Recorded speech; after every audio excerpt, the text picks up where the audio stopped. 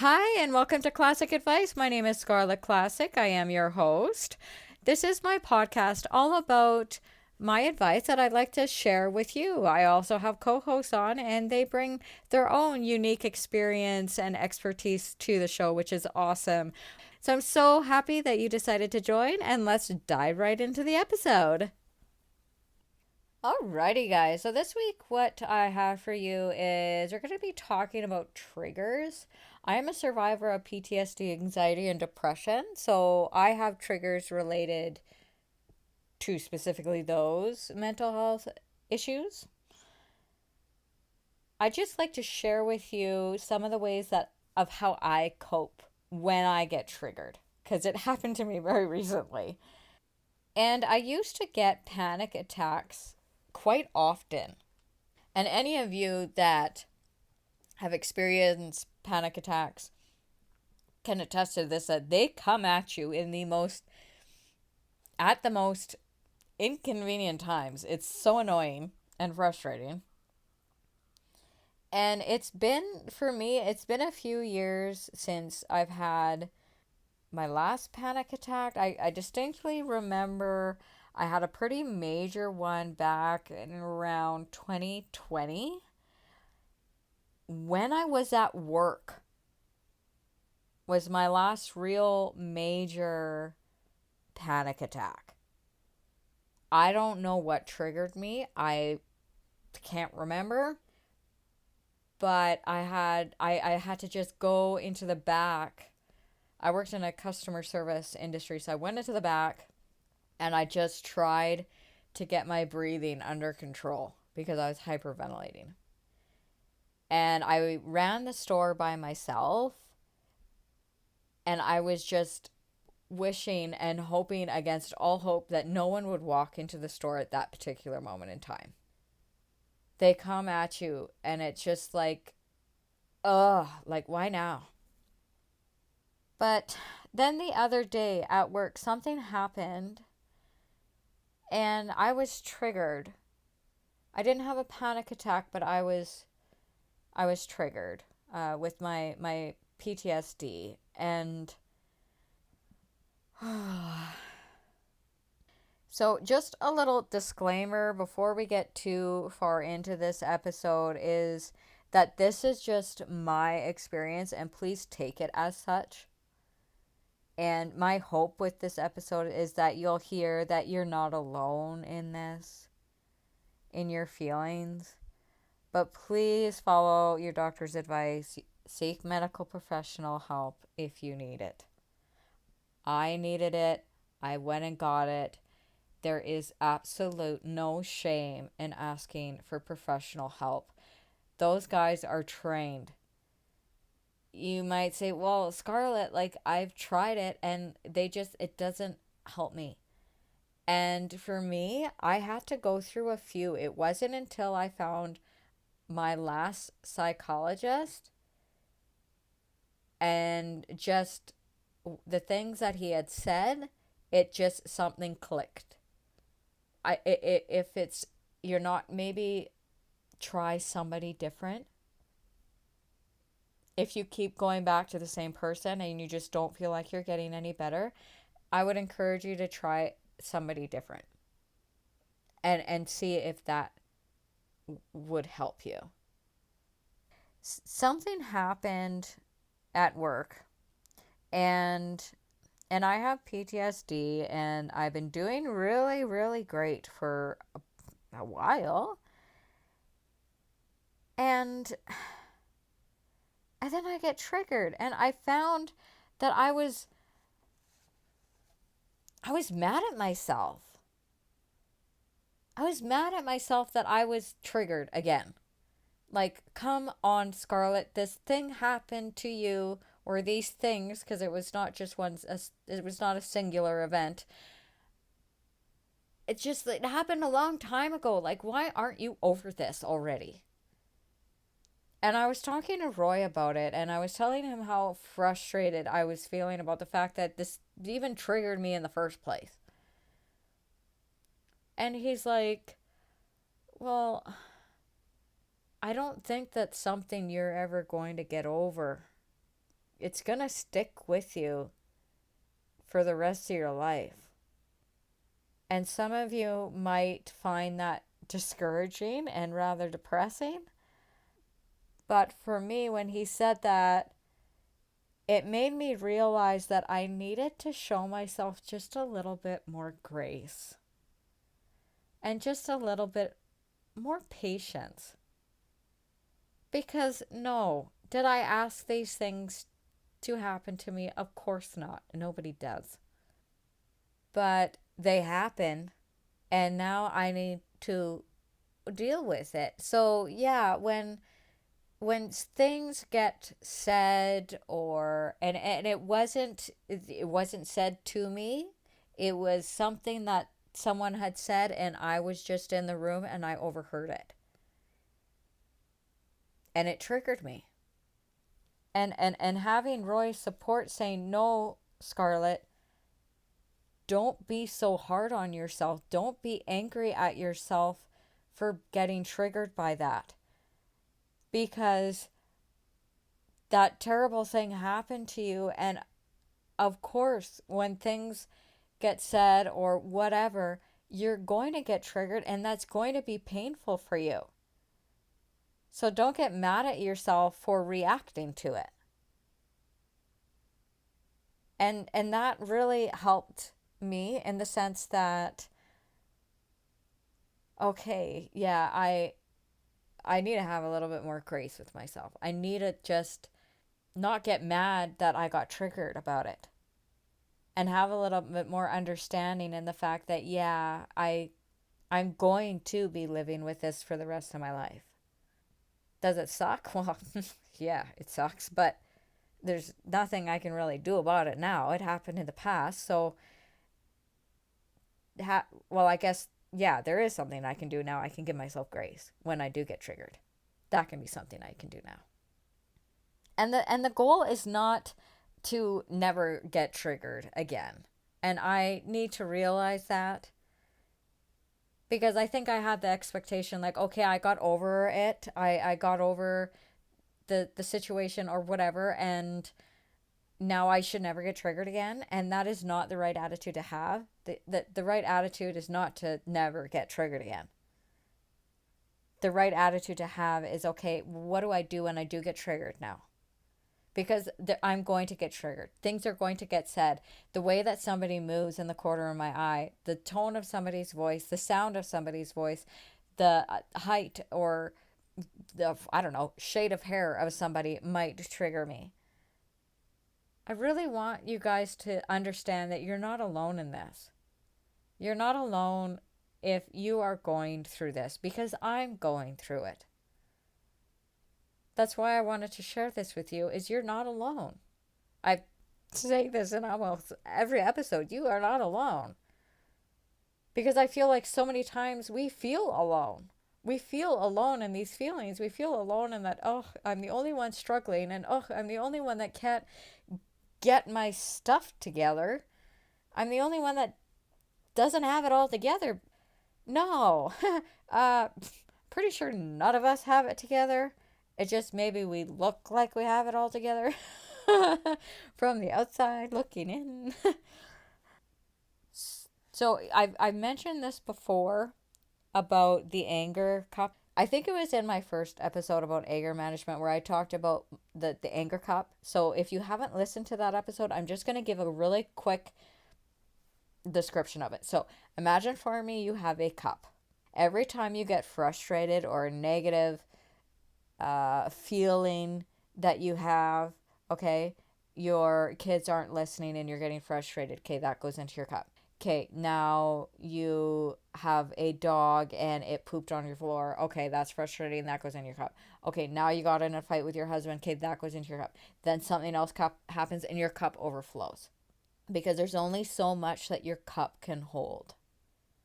There's only so much that we can hold in before we get overloaded and we overflow. And then that's when you slam the door. That's when you yell. That's when you let your anger get the better of you and you're not in the calm state. What I mean is emptying my cup is I regularly have to do things to empty my cup so that when something does happen, when I do get triggered by something, I have the capacity to handle it. On that note, these are things that I do to keep emptying my cup on a regular basis. So I mentioned it before. I'm going to mention it again because it is just so good. Deep breathing. Deep breathing. And when you are in a panic attack state, okay, if you are at your cup is way overflow and you are at a 10, you need to have the understanding that it's not going to be like a light switch where you deep breathe for 2 minutes and bam, now you're not in a panic attack anymore. I know for me, when I was, recalling my times in the past, yes, deep breathing helped, but you really need to do these things on a regular basis and consistently to consistently empty your cup, to slowly empty it down, because it's not going to be a fast, snap, it's done thing. So have grace with yourself and have patience with yourself as I'm describing things to you, because you're going to probably be like, ugh, yeah, deep breath, that's not going to do anything. If you do them on a regular basis and you do them consistently day after day after day, they help me. Now, I know not everybody is the same, but these are just the things that work for me. Deep breathing really works for me. I also deep breathe I have a half an hour drive one way just to get to the town that I work in. And I have to leave the house about 45 minutes to an hour before I start work because I also have to drop my two boys off at school before I get to go to work. It just takes a while to get in there. So as I'm driving in, I'm doing deep breathing exercises on the drive into work. And I do the deep breathing right before I go to sleep.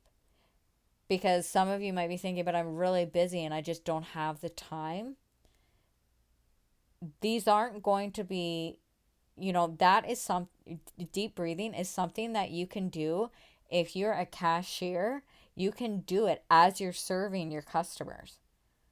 That was a really big help to me when I was in the customer service industry and I was trying to calm myself down because someone would walk in and I would deep breathe and nobody knew what I was doing. I'm just breathing. Everybody breathes all the time. At least I hope you are. Cold exposure is something else that I'm trying out. I haven't been doing this for a long time. So take it with a grain of salt because I'm only just starting this. But I'm trying. I've read some articles and stuff on Google and YouTube and all that cold exposure can be good in emptying your cup, in stimulating your vagus nerve, which helps you to relax. If you can trigger your vagus nerve, it helps you relax. When I'm done doing my thing in the shower, I'll turn off the hot water and I will stand as long as I can in the cold water. And I right now can handle about 30 seconds, and I'm trying to kind of work my way into it. Now, this is another one. Take with a grit. Like, ask your doctor before you do this, because if you have a bad heart or if you're got other health things going on, I don't want you to give yourself a heart attack because I don't want you to do that. So ask your doctor if this is something that would be right for you. So I just want to kind of throw that in there, just a word of caution with that one. But if you don't want to do that, you could also just run your wrist under cold water for a bit, and that, or hold an ice cube, and that's cold exposure as well. You don't necessarily have to submerge your entire body. I actually find that it feels nice. Like it's very uncomfortable in the moment because it's cold and I am a wuss when it comes to cold, but afterwards just letting your body naturally heat up again, it feels really good. My hair feels nicer, my skin feels nicer. Something to think about. I also, when I get triggered, I feel like I want to go for a run.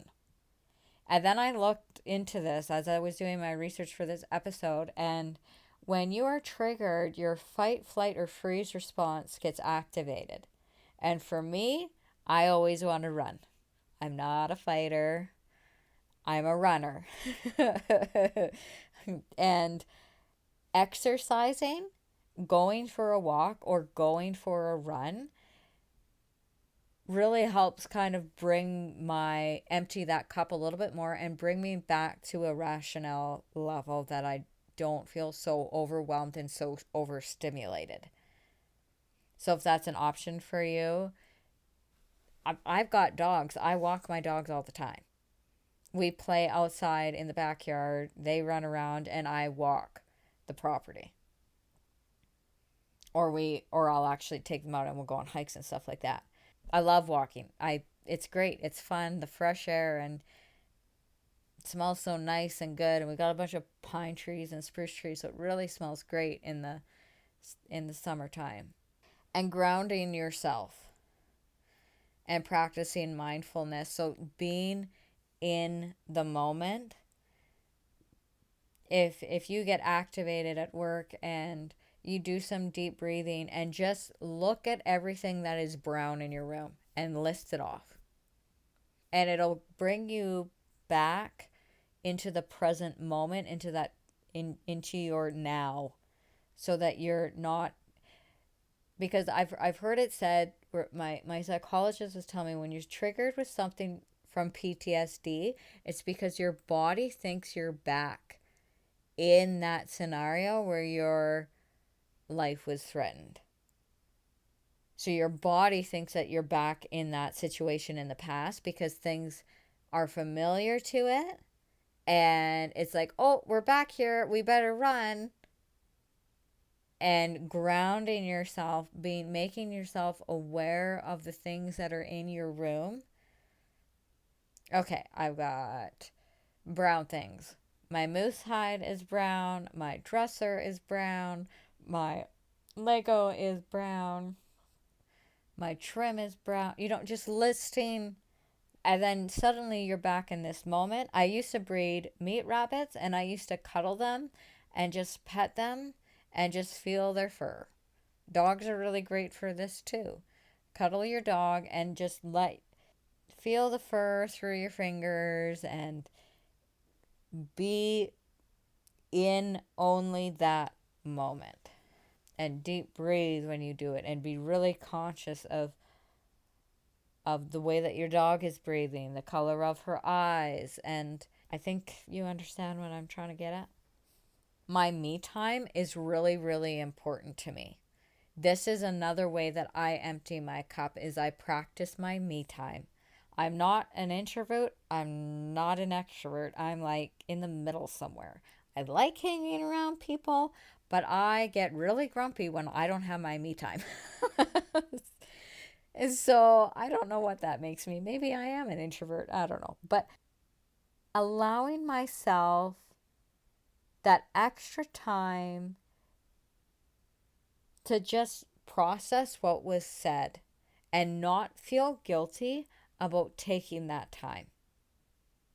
Because when I was triggered at work the other day, I couldn't even read my book. And those of you that know me are like, "What? Scarlett couldn't read her book?" That's one of my favorite things to do. So when I tell you I couldn't do that, I was really, really down. I was shutting down. I was going into that numb, dissociative state. I wasn't happy. I wasn't sad. My eyes couldn't really focus on anything around me. I was just like in my body but not present in the moment. And I had to let myself be sad that the thing that had triggered me had happened, but to allow myself to be sad that the event that gave me PTSD happened in the first place. To have Roy tell me that it wasn't my fault. To just grieve for myself for a little bit. And I let myself feel the pain. It's uncomfortable. It's gross. I would rather be doing anything else. But I knew that if I didn't let myself just have a night where I did nothing. I went to my room and I just laid in bed. I let myself feel it, as uncomfortable as it was. And this time I bounced back way faster than I've ever had in the past. And to me, that's a really encouraging thing. And I want to encourage you too, that I don't want to say time heals all wounds, because I don't know if that's true. Because for me, the pain is still there all these years later. But me being able to bounce back from my triggers, I think must be getting easier. And I mentioned that I got triggered at work. It took everything I had not to crumble and cry and break down at work. I was so close to telling my boss I had to go home. I wanted to, with every bone in my body, to just go home and bawl. But I had 3 more hours to go. My kids had 3 more hours of school to get through. So I would be pulling them out of class. And I tried to rationalize it, be like, no, you can do this, Scarlett. Just get through the next 5 minutes. So I would focus on one tiny little task, and I would do that one tiny little task. And then I'd be like, okay, you did it.